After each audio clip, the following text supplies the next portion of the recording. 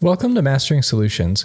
In this problem, they want us to go over the concept in this question, and they tell us to not solve the actual problem. So we need to draw the representation of the position, and we need to draw the velocity vectors. So they say that the skateboarder starts from rest at the top of a ramp, and then he rolls down the ramp and continues rolling onto the smooth horizontal floor. So we're starting right up here at the very top, and they say he's at rest, so there's no velocity vector.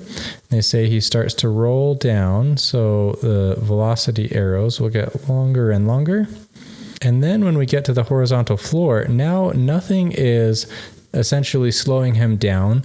We're assuming that friction is going to be negligible in this situation.